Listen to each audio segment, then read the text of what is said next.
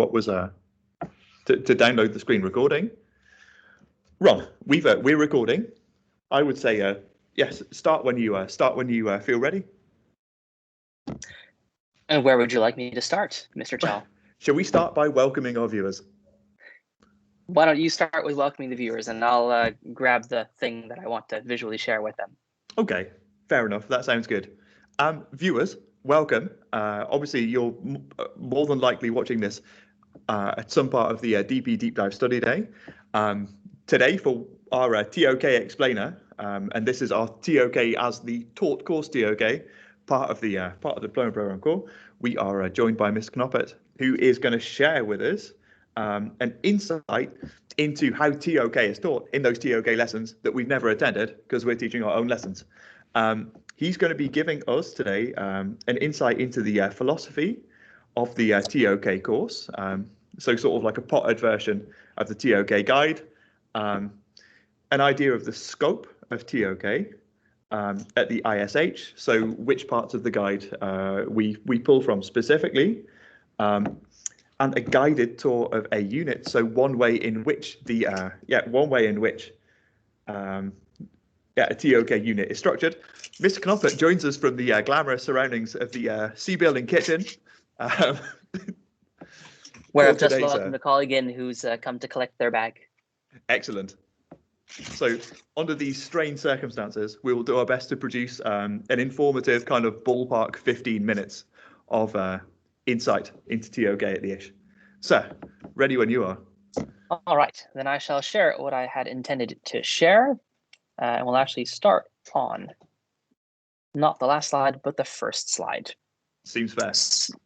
So here on the first slide, I think the most important thing to understand about TOK is represented in these wonderful, colorful words. TOK is a concept-driven course, and the really important thing about those concepts is that they exist basically everywhere.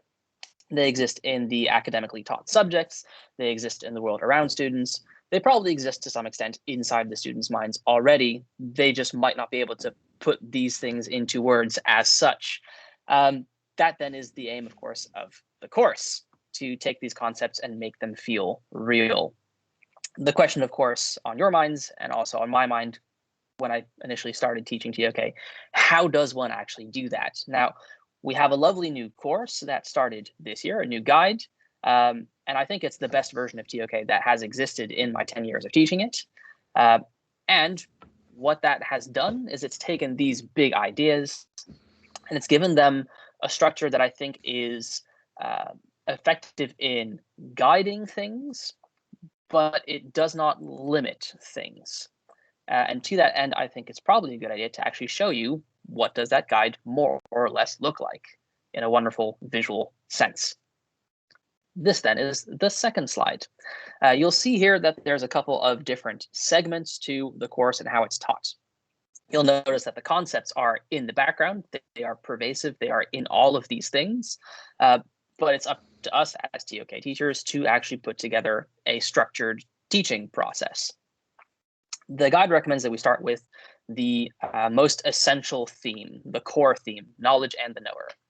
And just to boil that down into its most basic sense, every person who is able to access knowledge, information, perspectives, and so on and so forth is considered, for the purpose of TOK, to be a knower.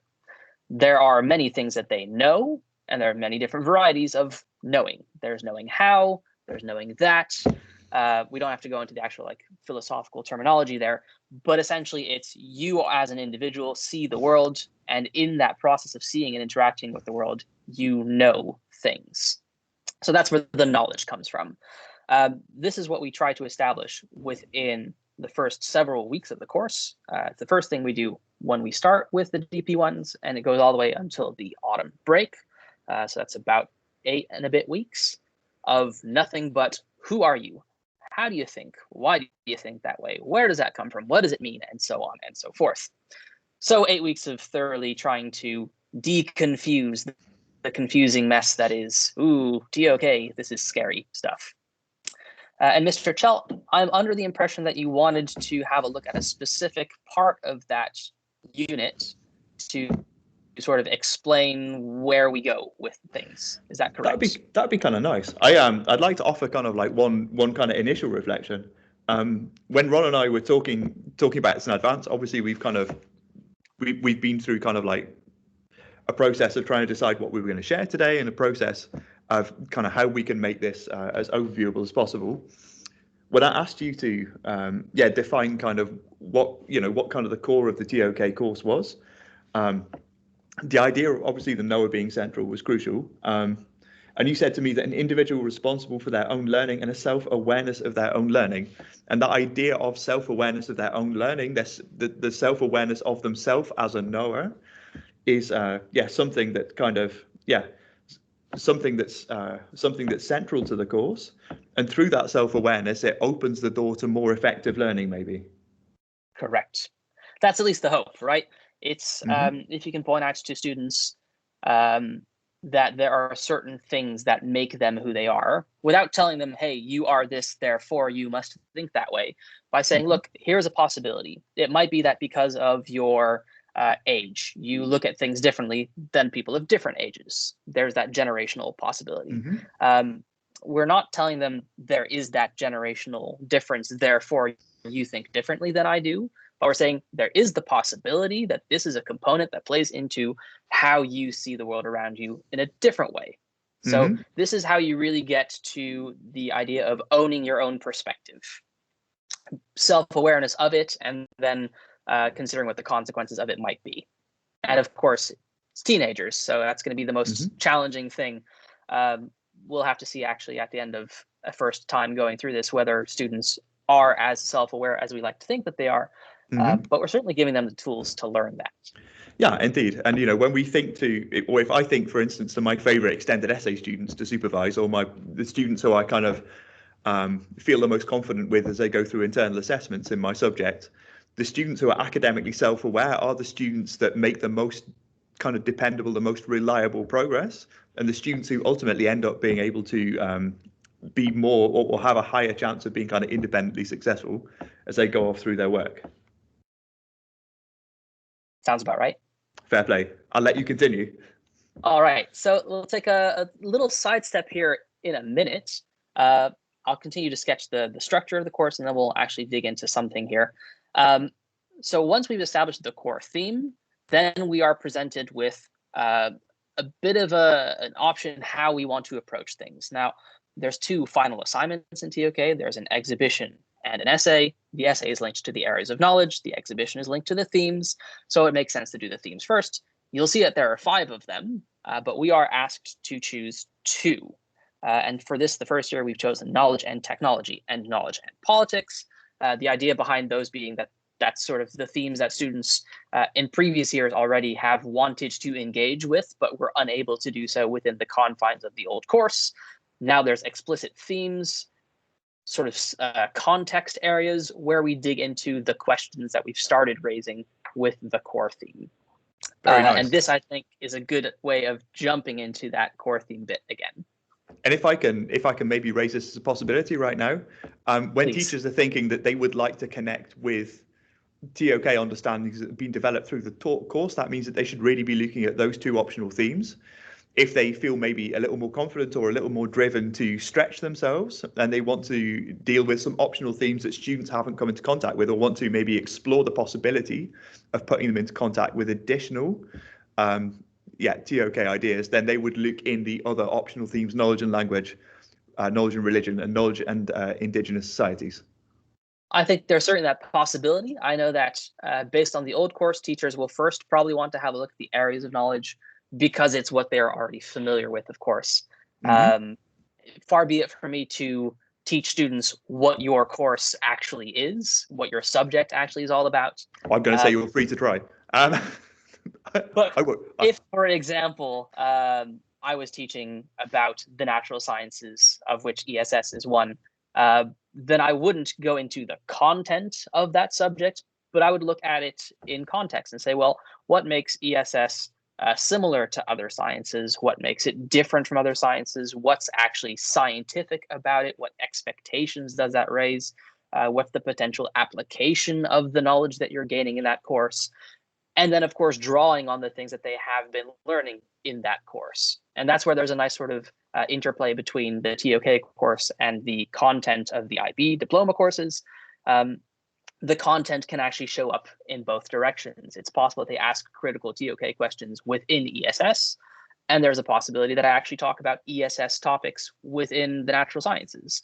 If, for example, I want to explain that the idea behind the natural sciences is that you can test things, that you can prove causal relationships between different components of the sort of environment around you. In order to do that, I might talk about the nitrogen cycle. And then perhaps I would link that to broader themes. Well, what are the consequences of knowing these things, scientifically speaking?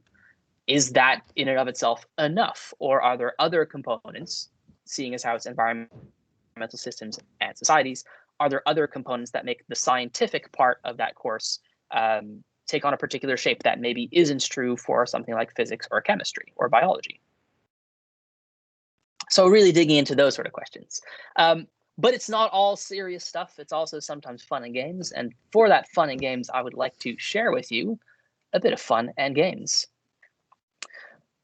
The very first question that I ask my students after broadly introducing them into what TOK is as a course is the idea that knowledge can only be established if we agree to the terms that we're using in knowledge. And the best way, I think, to illustrate that is to get them started on a bit of an argument, or at the very least, a healthy disagreement. For example, the debate on whether a hot dog is in fact a sandwich. Mr. Chell, hot dog or a sandwich? Is a hot dog a sandwich? It's a highly satisfactory sandwich. I'm a big hot dog fan, and I would definitely classify it as a sandwich. And I would certainly vehemently disagree with you. It is a totally separate entity. This is how the course starts. Right now, you've got a classroom full of people saying, well, hang on a minute. This doesn't make any sense. So we move on to polling. What are you actually thinking, students? And on the basis of that, we start to ask proper TOK questions. What criteria can we use to distinguish between knowledge, belief, and opinion? Is Mr. Chell's completely misguided interpretation of a hot dog as a sandwich knowledge? Is it belief, or is it an opinion? I'm sensing a lot of bias here, Mr. Knoppert. Oh, definitely not. And if there is a difference between those things, knowledge, belief, and opinion, what is the difference between them? So you'll see that we are digging into the sort of big philosophical questions. It's just we have a little bit of fun with how it is that we do that. This is the first sequence of knowledge questions that we cover in the year, or that I cover in the year, because this is an example that I really enjoy. It's silly, it's nonsense, but students do get really worked up about it, especially once you ask them to establish what are these criteria. If we agree that criteria can be used to distinguish between knowledge, belief, and opinion, and we say that knowledge is based on at least some amount of agreement, then we go back to our list that we've made here of the different criteria of what a hot dog is and what a sandwich is, and we literally just compare and contrast. Are enough of the criteria of a sandwich met by a hot dog that we would then call it a sandwich? Can I ask you whether or not this would be a good moment to share another sort of another kind of gem that came out of our discussions? Please. That TOK was a moment to have students explore abstract questions within an engaging concept. And we would like to think, of course, that hot dogs as sandwiches is an engaging context because it's fun to have an argument about it. And you have to lean into that as a TOK teacher. You have to lean into the fact that students want to disagree about things. So that is essentially what we do in something like the core theme. We take a real life situation, we dig into what sort of concepts can it teach us, what sort of understandings can it give us, and then we move on from there. Now, in order to give that some structure, of course, we can't just go willy-nilly all over the place. We've taken this approach, which we call the knowledge question sequence approach, which really quite simply is you take a big overarching knowledge question, a main question, and that's linked to the real life example. And in order to understand that main question, we have to ask sub-questions. So the TOK guide has given us a framework in which to do that. We have to talk about the scope, the perspectives, the methods and tools, and the ethics of that thing that we're talking about. So perhaps here it would be useful again to take a little shift to the natural sciences, Mr. Chell, and say that if we're asking a question about the natural sciences, a big question, then we would look at what is the scope of the natural sciences and what sort of questions does that raise that are linked back to the real life example. And we'll do the same thing for perspectives and for methods and tools and for ethics. So in a nutshell, everything is about sequences of questions. And Mr. Chell, I believe you asked me to share a bit of a unit planner for that. That would be fantastic. At this stage? Yeah, I would really appreciate that. Then let me grab the right window for that. So here is the unit planner for knowledge and the knower. And in this, we have, sorry, I have to scroll here for a bit, the knowledge question sequences. They're slightly different to the core theme in that there is no sort of overarching knowledge question. That's because we've chosen to use those overarching questions to make links between the theme or the area of knowledge that we're doing and the core theme. Yeah, so and if I could say it, you know, from a sort of a curriculum coordinator's point of view, this idea of a sort of, yeah, what the IB loves to describe as a content agnostic approach to planning, where you list key questions that that are the skeleton, that the meat of your content, the meat of your teaching can be sat on top of, it's so refreshing that TOK is a space where this can happen in a way that kind of doesn't feel forced from my point of view. And I think that's necessarily because of, well, what we see here on the right. There's 3 authors of this unit. There's 3 different individuals with different comfort zones, different interests, different backgrounds. And that allows us to take those sequences and make them our own. As long as the questions are addressed in a way that engages the students, we have to rely on the things that we are comfortable with as well. The worst thing you can do, I think, in TOK is try to have a discussion about something that you're not comfortable in, that you're not at home in. If I don't understand what that discussion actually is, how can I help guide students through that discussion? I can't. Yep. So here we see a knowledge question sequence with some sub-questions for scope, perspectives, methods, tools, and ethics. So this first sequence is where I talk about hot dogs and sandwiches. How can we use that example to talk about the criteria to establish that there is a difference between knowledge, belief, and opinion? How do we decide whether claims a hot dog is a sandwich are contestable or not? What does it mean for things to be contestable? On which basis is that different depending on the context? Is the truth what the majority of people accept? How can we know that current knowledge is an improvement on past knowledge? What constitutes a good reason for us to accept a claim? Does knowledge always require some kind of rational basis? And as knowers, do we have a moral duty to examine our own assumptions and biases? And through talking about hot dogs as sandwiches or not, this last question, do we have a moral duty to examine our own assumptions and biases? That really is, I think, the most important thing of the core theme. And the IB learner profile seems to suggest that there is such a moral imperative, that there is such a thing as being not just epistemologically sound, so philosophy of knowledge sound, but also to be responsible about that. If there are things that you don't know, admit that you don't know, examine why you don't know, and consider whether that's actually a problem or not. Yeah, and what I find so interesting about this is, like, you look at this series of questions and there's one that really speaks to you. If I look at this, what constitutes a good reason for us to accept a claim? This is what we're about to move on to with my DP1s, preparing for the internal assessment. We're looking at how do I see significance in data? How do I see a significant difference between measurements taken in 2 locations during fieldwork? That I can look at this series of questions and I can pick out something that I can link from the core teaching of TOK and that I can bring with me and say, hang on a minute, guys, you remember sometime during the first half term in your TOK lessons, you examined that question. On what did you talk about? What did you learn? Now, if they were with Eric or Giannis or you, they will have addressed this question in different contexts, and these different contexts can come into my lesson and help to form a foundation or a common understanding of how I can take the students further in ruling a line of what constitutes a good reason to accept a claim. That's certainly the hope. Yeah. And so that's the core theme, and I'll just quickly make a jump to one of the optional themes, just because that then shows why we have the overarching questions. And here's, of course, where the inquiry questions come in. These sort of overarching questions are the things we really want to talk about. These are the things that students are really interested in. And it's also very contemporarily relevant. Personal prejudices, bias, and inequality coded into software systems. I mean, if that isn't contemporary, I don't know what is.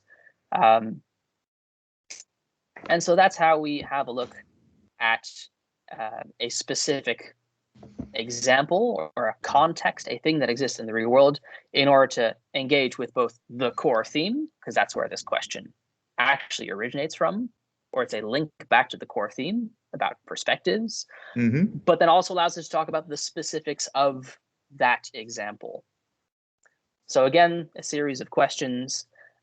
You'll notice, of course, by the presence of the word algorithm several times here, that in this sequence, I've talked to them about algorithms and biases. And there's a bunch of different real life situations that one could use to do that. I'm fairly comfortable within the Dutch context, so I might talk about biases in the belastingdienst, the taxing system. That was a discussion a few months ago, is a continued discussion. In fact, it's been a discussion for years.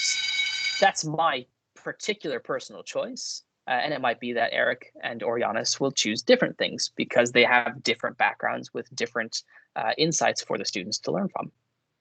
And that's, I think, also the value for subject teachers taking some of these questions on, as you've illustrated, Mr. Chell. Those are things that you can actually, I think, bring into your own experience as well. What are things that you are passionate about that you think are important, and that therefore you can use a TOK hook to sort of get them to bite? Just to use a fishing metaphor, because I know who my audience is. To my eternal audience shame, of one. I've been outed in a webinar, of all things. Well, I don't think it was much of a secret, was it? Potentially. Hey, Ron, I think it's time for me to say thank you ever so much for preparing this and for being willing to share this with our staff. Very happy to. Sweet. There will obviously be a link sent around close to the time to some useful TOK resources that you can find to accompany this portal, not this presentation, my apologies, not least Mr. Knoppert's 3 slides, and those will be available on the portal. Cool. Sweet. Well, sir, thank you so much. Chaps, thank you for making it to the end. Disclaimer, we definitely didn't hit the 15-minute target. Oh, well, let a TOK teacher talk, and it'll always take extra time. Excellent. Well, on that note, good luck with the rest of your days. Take care. Thank you.